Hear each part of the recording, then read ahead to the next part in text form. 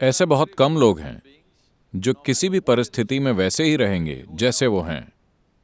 मैं किसी और शहर में था जिसका नाम भी न से शुरू होता है। मैं आंध्र प्रदेश के नेल्लोर शहर में बात कर रहा था, स्कूल स्टूडेंट्स के एक बड़े समूह से। फिर मैंने कहा कि कोई सवाल हो तो पूछिए।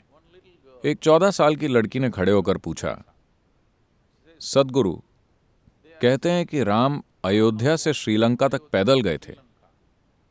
क्या यह प्रैक्टिकल है कि कोई अयोध्या से श्रीलंका तक पैदल चल के जाए, या यह सिर्फ एक कहानी है? मैंने उसे देखकर कहा, देखो, तुम अभी छोटी बच्ची हो। कुछ सालों बाद तुम एक पति खोज लोगी। जब तुम्हें पति मिलेगा तो क्या तुम ऐसा पति चाहोगी जो मान लो कि तुम कहीं खो गई, वो अंतिम छोर तक तुम्हें ढूंढने जाएगा, या ऐसा जो ये सोचे कि ये प्रैक्टिकल नहीं है और अपने पड़ोस में ही कोई प्रैक्टिकल सॉल्यूशन ढूंढ ले? तुम्हें कैसा पति चाहिए? एक छोटी सी बच्ची भी जानती है कि उसे कैसा पति चाहिए। Now, मैं ये प्रश्न इसीलिए बीच में ला रहा हूं क्योंकि मैं चाहता हूं कि आप ये बात ध्यान से सुने, वरना भक्तगण आधी बात सुनकर उबलने लगेंगे। राम का जीवन एक डिजास्टर है, दुर्घटनाओं का एक निरंतर सिलसिला। उनका जन्म एक राजकुमार के रूप में हुआ, भावी राजा के रूप में राज्याभिषेक हुआ। हाल ही में उनकी शादी अपनी युवा पत्नी से हुई, लेकिन कुछ राजनीतिक कारणों से वो जंगल पहुंच जाते हैं। living in the jungle, जंगल में रहना, शायद आपके कुछ टीवी सीरियल इसे बड़े रोमांटिक जीवन जैसा दिखाते हो। okay? जंगल में रहना कोई रोमांटिक अनुभव नहीं है, मेरा यकीन कीजिए। मैं खुद अकेले कई हफ्तों तक जंगल में अकेला रहा हूं, जंगल में जो मिला उसी से पेट भरकर। 3-4 हफ्तों बाद जब मैं वापस शहर पहुंचा तो लोग मुझे पहचान नहीं पाए।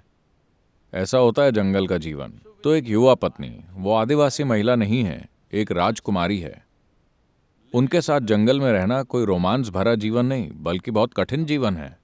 ये जानते हुए कि ये कितना कठिन होगा, छोटा भाई दोनों की मदद के लिए उनके साथ चल देता है, क्योंकि उसे पता है कि इस युवा स्त्री के साथ उन्हें जंगल में कितनी दिक्कत होने वाली है। फिर जैसे उतना ही काफी नहीं था, उनकी पत्नी का अपहरण हो जाता है। Sri Lanka. और चूंकि वो अपनी पत्नी से बहुत प्यार करते हैं, वो उदासी की हालत में ही पैदल पूरा सफर तय करते हैं। सफर आसान नहीं था, और उन्हें यह भी नहीं पता कि उनकी पत्नी जिंदा है या मर चुकी है या किस दशा में है। वो पैदल पूरा सफर तय करते हैं, तमिल लोगों की एक फौज तैयार करते हैं, समुद्र पार करते हैं, एक सुंदर शहर को जला देते हैं, बहुत सारे लोगों को मार डालते हैं, अपनी पत्नी को वापस लेकर घर लौटते हैं। अब उनकी पत्नी गर्भवती है। सोनोग्राम तो होता नहीं था, तो वो ये नहीं जानते कि लड़का है या लड़की या लड़के या लड़कियां या क्या है। एक राजा के लिए बहुत जरूरी है। एक राजा के लिए बेटे का होना बहुत जरूरी होता था, क्योंकि उन्हें एक उत्तराधिकारी की जरूरत होती थी। मगर एक बार फिर राजनीतिक कारणों से वो अपनी गर्भवती पत्नी को जंगल भेज देते हैं। वो वहां जाकर 2 बेटों को जन्म देती है। राम को यह पता नहीं चलता। फिर वो अपने ही बेटों के साथ युद्ध लड़ते हैं। किसी के भी जीवन में सबसे बड़ी दुर्घटना ये हो सकती है कि जाने या अनजाने में वो अपने ही बच्चों की जान ले ले। यह आपके साथ होने वाली सबसे बुरी घटना होगी। उनके साथ लगभग ऐसा हो ही गया था। उन्होंने अपने बच्चों को लगभग मार ही डाला था। किसी तरह भाग्य से या परिस्थिति के कारण वो उन्हें मार नहीं पाए। उन्होंने उनको मारने की पूरी कोशिश की थी, बिना जाने कि वो दोनों कौन हैं। उसके बाद सीता कभी भी दोबारा उन्हें देखे बिना प्राण त्याग देती है। क्या आप इसे सफल जीवन कहेंगे? नहीं, लेकिन हम उनकी पूजा करते हैं। आप ऐसे असफल इंसान की पूजा क्यों करते हैं?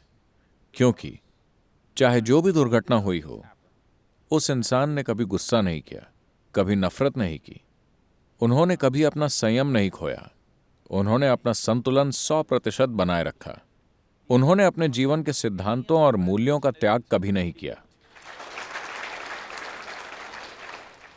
उनके जीवन में मुसीबतें बराबर आती रहीं, लेकिन वो हमेशा स्थिर और परिस्थितियों से अछूते बने रहे। इन्हीं गुणों के आगे हम सिर झुकाते हैं।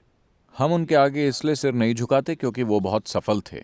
वो पूरी तरह से असफल रहे, लेकिन वो अपने भीतर, आप चाहे कुछ भी कर लें, आप उनकी भीतरी प्रकृति को बदल नहीं सकते। उनके जीवन में जो हुआ, उसमें से अगर कोई एक भी घटना किसी के जीवन में हो जाए तो अधिकतर लोग टूट जाएंगे, है कि नहीं? इनमें से सिर्फ एक दुर्घटना किसी के जीवन में हो जाए तो वो दिमागी संतुलन खो बैठेंगे। दुर्घटना के बाद दुर्घटना, लेकिन पूरा संतुलन। We are bowing down to that quality because this is inner management. हम उसी गुण के सामने सिर झुका रहे हैं क्योंकि यही इनर मैनेजमेंट है। अगर आप बाहर दुनिया में जाकर कुछ करना चाहते हैं तो दुनिया आपके ऊपर क्या फेंकेगी, इस पर आपका कोई कंट्रोल नहीं होता, लेकिन आप उससे क्या बनाते हैं वो 100% आपका है। आप किसी भी परिस्थिति में पैर रखने से, इस दुनिया में किसी भी हालात का सामना करने से नहीं कतराएंगे, क्योंकि आपके भीतर आनंद की केमिस्ट्री है। राम एक शांतिमय केमिस्ट्री में है। चाहे आप उनके ऊपर कितनी भी तकलीफें फेंकें, उसी तरह अगर आपके पास आनंद की केमिस्ट्री है तो चाहे कोई आपके ऊपर कितनी भी गंदगी फेंके, आप आनंद में ही रहेंगे।